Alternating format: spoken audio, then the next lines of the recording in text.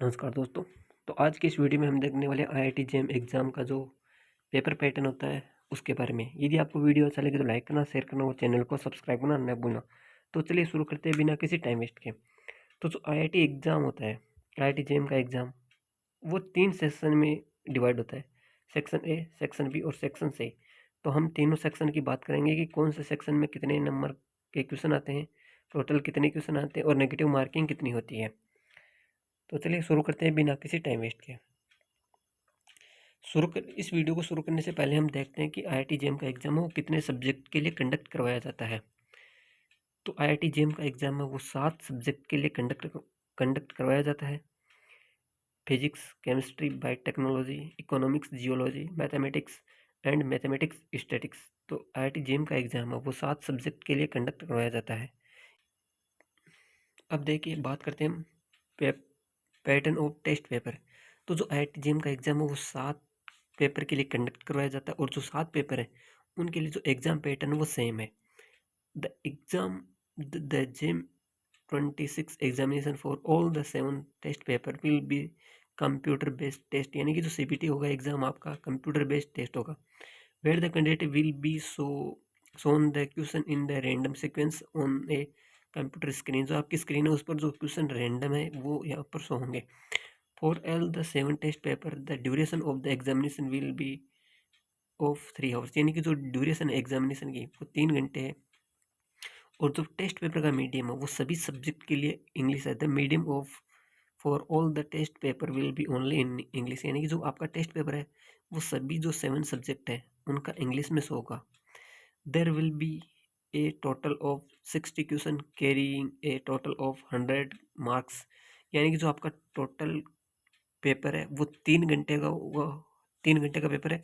और जो total number of question है वो है 60, यानी कि आपके पास 60 क्वेश्चन होंगे। और जो बात करें टोटल नंबर की तो जो 60 क्वेश्चन है वो टोटल 100 मार्क्स के होंगे।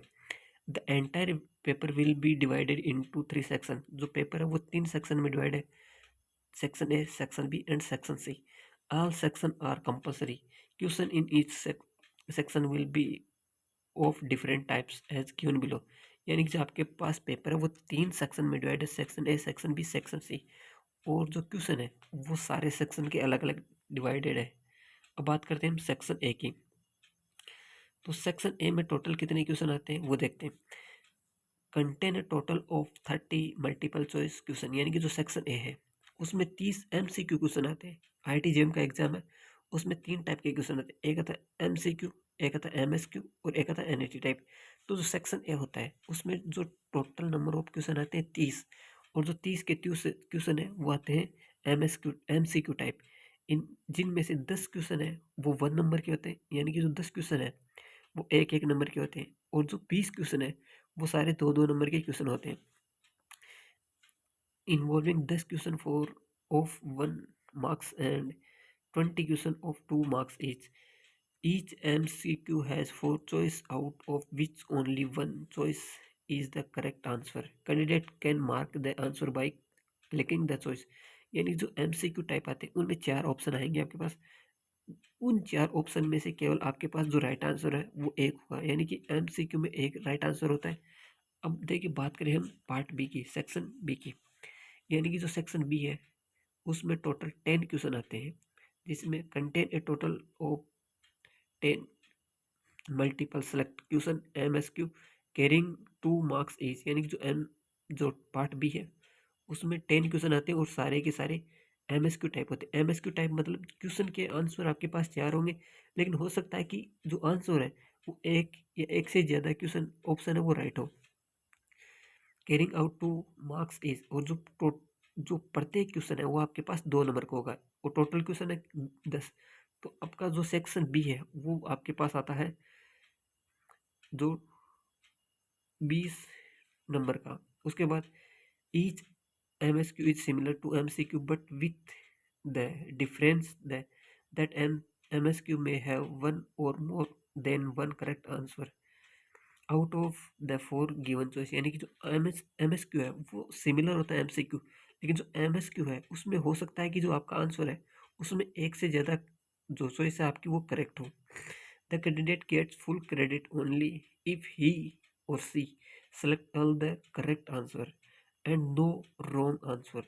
Candidate can marks the answer by clicking the choice. यानी कि आपने यदि जो पूरे सही आंसर टिक किया है तभी आपको जो फुल क्रेडिट है वो मिलेंगे, वरना आपको क्रेडिट नहीं मिलेंगे। यानी कि पार्शियल मार्किंग नहीं है। मान लीजिए आपने कोई क्वेश्चन किया, उसके राइट आंसर दो ऑप्शन है, जैसे बी और सी, लेकिन आपने क्या किया, बी तो सेलेक्ट कर दिया लेकिन सी को सेलेक्ट नहीं किया, तो आपको यहाँ पर पार्ट बी है उसमें जो पार्शियल मार्क है वो नहीं मिलेंगे। यदि आपके बी और सी आपने दोनों टिक किए हैं तभी आपको फुल क्रेडिट मिलेंगे। उसके बाद बात करते हैं हम सी की।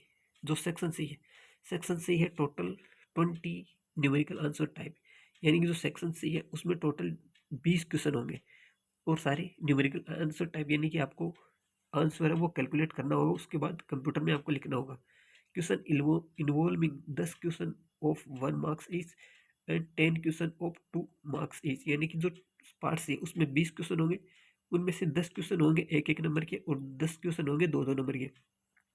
For these NT question, the answer is a single real value. जो आंसर है वो सिंगल रियल वैल्यू होगा, which need to enter using the virtual numerical keypad on the monitor. यानी कि जो इसके लिए आपको जो कीपैड है मॉनिटर में, उसके थ्रू आपको यहाँ पर जो आंसर आपको फिल करना है। दो choice will be shown the negative question. यानी कि जो आपके पास चॉइस है, यानी कि ऑप्शन है वो एनईटी टाइप क्वेश्चन में नहीं दिखेंगे। यानी कि आपको नंबर है, आंसर है, आपको वो फिल करना है।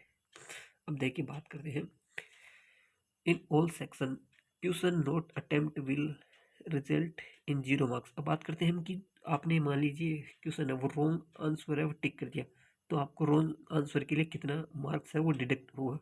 तो यदि आपने कोई क्वेश्चन है वो अटेम्प्ट नहीं किया तो उसके लिए आपको 0 नंबर मिलेगा।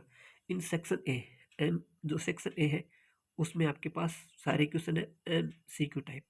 तो यदि आपने जो 1 नंबर का क्वेश्चन है, जो सेक्शन ए है उसमें 2 टाइप के क्वेश्चन आते हैं, एक आते हैं 1 नंबर के, एक आते हैं 2 नंबर के। तो यदि आपने wrong answer will result in negative marking. यदि आपने सेक्शन ए में जो 1 नंबर के 1 नंबर वाले क्वेश्चन थे उनको गलत किया है तो आपको 1/3 मार्क्स है वो नेगेटिव मिलेगा। और यदि आपने 2 नंबर वाले क्वेश्चन को गलत किया है तो आपकी नेगेटिव मार्किंग होगी 2/3। उसके बाद सेक्शन बी है।